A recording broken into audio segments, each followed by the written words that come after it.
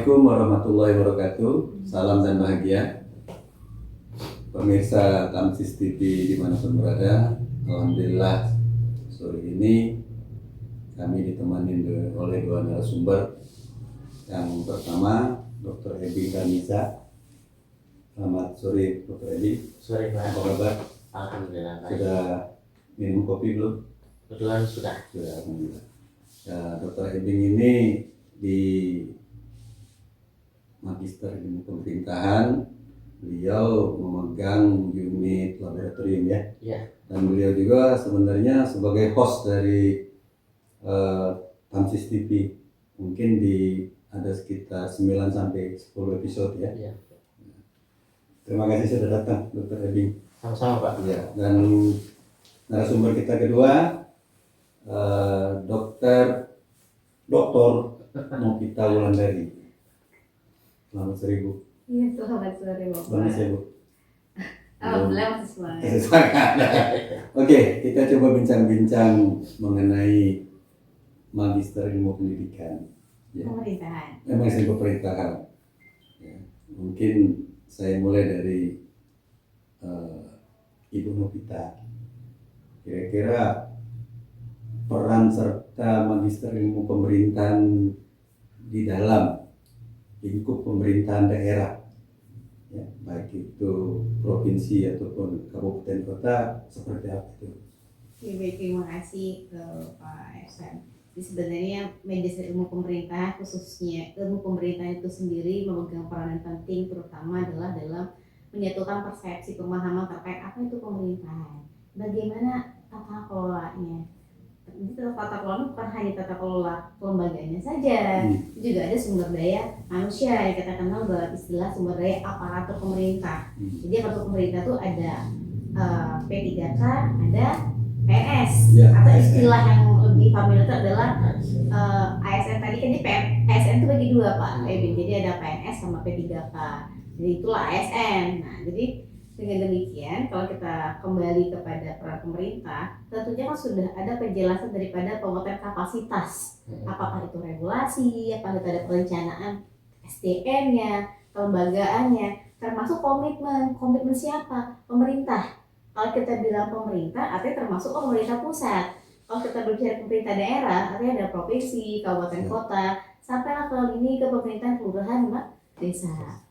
Oke, kalau boleh saya simpulkan ya. Jadi peran ilmu pemerintahan dari sisi akademik lah ya, itu seharusnya menjadi dasar bagi calon ataupun bagi pejabat ya, yang dalam hal ini apakah dia pejabat gubernur, bupati, camat atau sampai setingkat desa ya, kepala desa. Tapi kan kalau kita berarti rata-rata latar belakang dari pejabat itu hampir semuanya tidak berlatar belakang ilmu pemerintahan ya.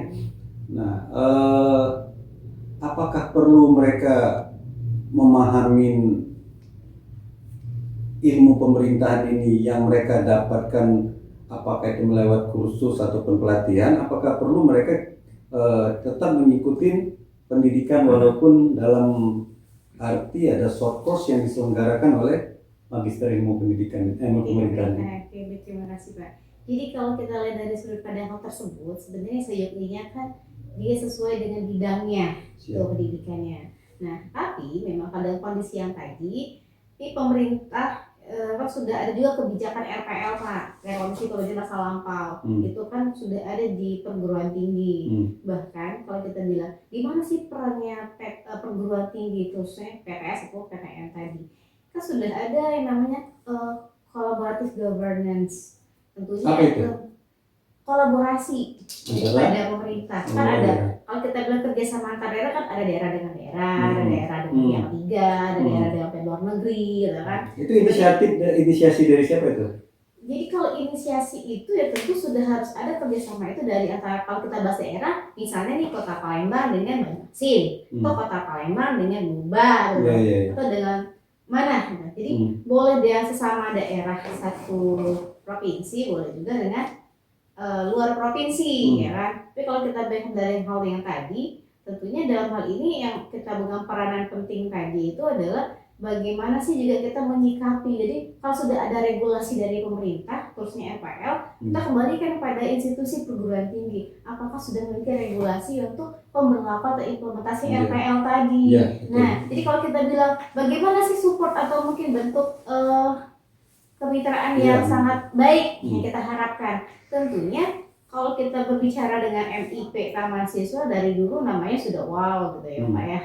Apalagi ini adalah inisiasi yang pertama untuk pendidikan ilmu pemerintahan ada di Sumatera Selatan ya kan, jadi pionir. Nah seyogianya itu maksimalkanlah. Yang mana kita maksimalkan alumni, ya kan kita ada ikutan alumni nih, terus PKS, ya kan PKS apa MOU. Jadi baik itu antar dengan alumni yang ada maupun yang sudah pemerintah setempat, khususnya yang ada di kota Palembang dan sekitarnya tadi, perkuat dengan PKS, kan mereka punya kajian, bisa dong keterlibatan dalam kajian. Terus juga kan ada mata kuliah praktikum kan Pak. Kalau kita balik nih ke fakultas itu kan ada penekanan namanya praktikum atau responsi. Nah terlebih di ilmu pemerintahan itu sendiri, merujuk daripada asosiasi. Nah di pasca sarjana itu kalau kita lihat sekarang di RPS-nya Pak Ibing, jadi kurikulumnya sudah OBE ya, outcome based education ya kan. Jadi nggak mungkin hanya full ceramah ya kan dalam kelas, itu ada praktek, terus juga ada kajian-kajian. Nah itu nanti kan kita bisa barter Pak sebenarnya di laboratorium. Jadi mereka yang praktisi kita bilang tadi, yang pejabat pimpinan yang ada di instansi terkait itu bisa memberikan materi Pak sebagai praktisi gitu di laboratorium. Jadi sangat, kalau kita bilang peranannya ya sangat baik, jadi ada yang subsidi silang gitu. Nah jadi kerjasama itu nggak hanya di atas kertas tapi bisa berkelanjutan, jadi di follow up aja Pak data-data terkait dengan PKS. Nah sekarang saya beralih ke Dr. Ebi yang kebetulan memegang di unit laboratorium. Kalau kita lihat laboratorium ini kan sering orang salah kaprah ya. Laboratorium kan cenderung ke eksak ya. Nah sekarang bisa dijelaskan Pak Edi, pemahaman laboratorium di ilmu pemerintahan itu apa sih isinya? Laboratorium pemerintahan khususnya gini Pak, sebelumnya itu kita kan memahami dulu makna laboratorium ini kan. Seringkali orang berpikir hubungan dengan laboratorium kimia tadi kan. Jadi laboratorium makna kami itu adalah sebuah dapur. Dapur di tempat meramu, masak. Dulu pada dalam tadi pemerintahan itu ada pun mata kuliah yang dikatakan ada hubungannya dengan praktis seperti kata Ibu tadi, itu bisa dilakukan di laboratorium. Misalnya kan penelitian, analisa kebijakan, ataupun ada kaitan dengan MOU, ataupun ada kerjasama, penelitian, riset, semuanya itu bisa dilakukan di laboratorium. Itulah kata tadi itu melibatkan praktisi ataupun ilmuwan, dilakukan di laboratorium. Kalau kita simpulkan ini Bu Novita, kira-kira terlalu jauh nggak kalau umpama kita mengambil satu kesimpulan, ada baiknya semua pemimpin yang baru terpilih, baik itu di pemerintahan daerah ataupun di anggota dewan, untuk bekerja sama dengan lembaga pendidikan, ya apakah itu dari sekretariatnya nanti atau dari, kan bisa dari sekdanya kalau pemerintah, dari itunya di sekretaris DPR kan. Artinya begini, kan mereka itu kan rata-rata latar belakang mereka bukan orang pemerintahan. Pertanyaan saya, bagaimana mungkin mereka itu bisa memimpin, ya ada yang dari kontraktor atau swasta, begitu juga untuk dewan. Nah kira-kira menurut Ibu Novita, formulasi apa yang bisa diolah menjadi suatu produk dari laboratorium yang tadi disebut dengan kerjasama tadi, itu sehingga dijadikan alat ukur bahwa kalau Anda menjadi seorang pemimpin, ada berapa hal yang harus menjadi fokus perhatian. Nah, bisa nggak MIP dalam hal ini dari Ibu maupun dari unit laboratorium itu membuat satu formulasi? Itu terlalu jauh nggak kalau kita menyimpulkan bahwa kita mengambil domain kerjaannya di pemerintahan atau gimana? Oke, terima kasih Pak. Jadi sebenarnya itu sama itu instrumen ya kan Pak. Jadi instrumen bisa nggak? Bisa. Karena selamanya juga sudah dilakukan oleh lembaga kerjasama antar daerah atau KTLK sudah bermitra nih Pak dengan MPLK. Jadi yang mana kita itu sudah itu sudah dilaksanakan itu?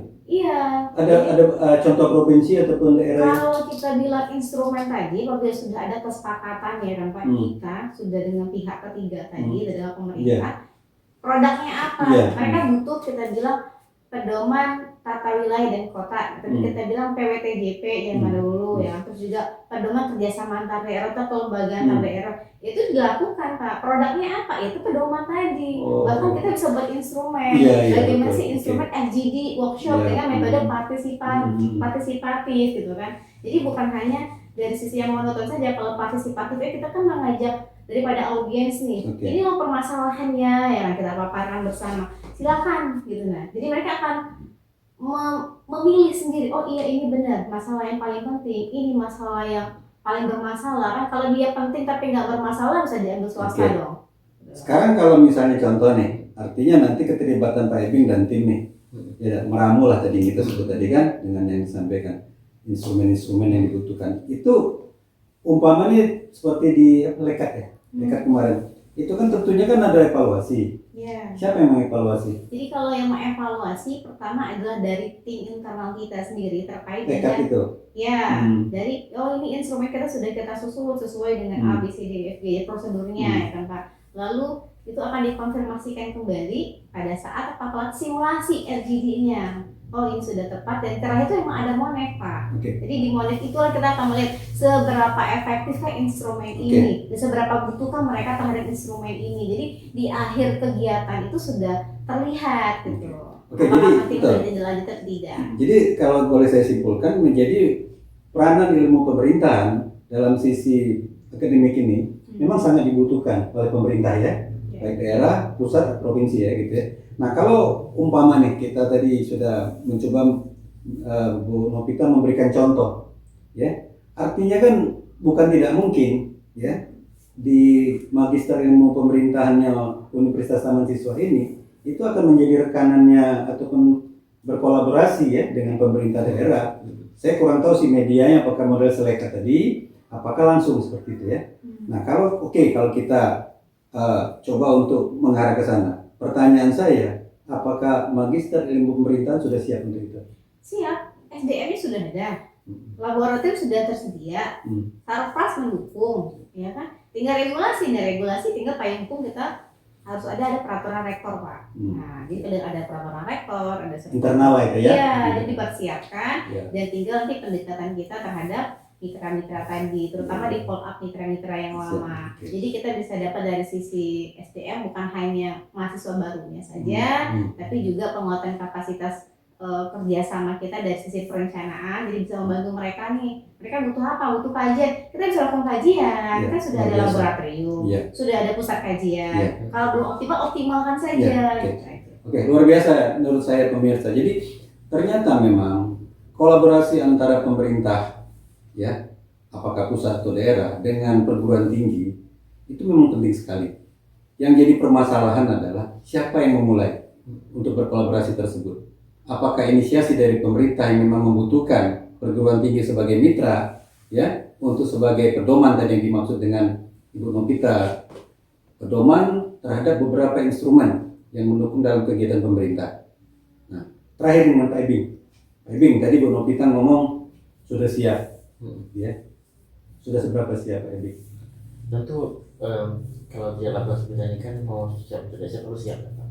Artinya dengan segala yang sumber daya kita punya itu kita bisa katakan sudah siap. Kemudian implementasi lah daripada yang bagaimana wujud antara mitra kampus dengan pemerintahan. Tentu kan kita sudah melakukan Pak, contoh kemarin dengan BKKBN, dengan APENAS itu kan bentuk daripada kerjasama atau MOU, MOA yang nantinya diimplementasikan. Kita sudah bertanya nih, sudah mengutarakan ke BKKBN apa yang dibutuhkan, ke APENAS sudah apa yang dibutuhkan. Nanti kampus kami dengan laboratorium siap untuk membantu. Terakhir ke Bu Novita, strategi apa Bu? Artinya begini, apakah nanti MIP berinisiasi untuk mengadakan apakah itu seminar atau MGD yang akan memberikan informasi kepada pemerintah bahwa pentingnya bermitra, ya? Nah itu seperti apa kira-kira, ada rencana dalam yang pendek ini atau apa Kalau itu yang direncanakan itu adalah lebih ke FGD, ya, yang akan kita atur adalah semua mitra kerjasama yang sudah bermitra dengan kita sejak berdirinya MIP hingga saat ini. Nah, sehingga tetap kita menyatukan persepsi terdahulu. Nah, dan nanti dari hasil itu yang kita harapkan bukan hanya ada masukan seberapa bisa kita harus membenahi diri untuk lebih baik sehingga luaran-luaran daripada produk kita, apakah penelitian, apakah kuliah dan juga PKM itu relevan dan sesuai dengan kebutuhan mereka. Jadi lulusan kita ini sudah sesuai dengan judi saat ini, ya kan? Dan juga kita juga lebih aktif berperan serta dalam hal program kerjanya mereka. Jadi berkelanjutan Pak ke depannya. Tinggal kita menentukan tema besar yang lebih sesuai dengan pendataan database yang sudah kita miliki. Mungkin habis lebaran lebih ya. Lebaran ya. Oh, dalam waktu dekat ya. Iya. Oke. Pemirsa Tamsis TV, luar biasa diskusi atau bincang-bincang kita sore ini dengan dua narasumber doktor muda. Satu berusia 31 ya. 32 dan Ibu Novita ini kalau nggak salah 31 ya? Iya, Pak. Jadi 31 milenial ya? Oke. Memang mau tidak mau generasi baby boomer sudah harus menepi ya. Generasi milenial dan Gen Z sudah mengambil tongkat estafet dan mereka punya ide-ide yang bagus bagaimana kemitraan antara perguruan tinggi dengan pemerintah. Hal ini saya belum pernah mendengar bahwa ada kemitraan yang sifatnya itu berkelanjutan. Kalau hanya sekedar seminar terus kemudian pemerintah berjalan sendiri-sendiri dengan cara pemikirannya, ya itu sudah sering terjadi dan mungkin inilah penyebab terjadinya tata kelola pemerintahan yang selalu adanya perda. Artinya pembuatan perda yang tidak melibatkan kawan-kawan di perguruan tinggi, dan yang kedua adalah tingkat korupsi yang sangat luar biasa sehingga kelapisan bawah di mana itu ya korupsi dana desa. Artinya ada pemahaman yang salah. Demikian pemirsa Tamsis TV, bincang-bincang kita sore ini bersama dua narasumber. Terima kasih. Jangan lupa like dan subscribe. Salam dan bahagia. Pak.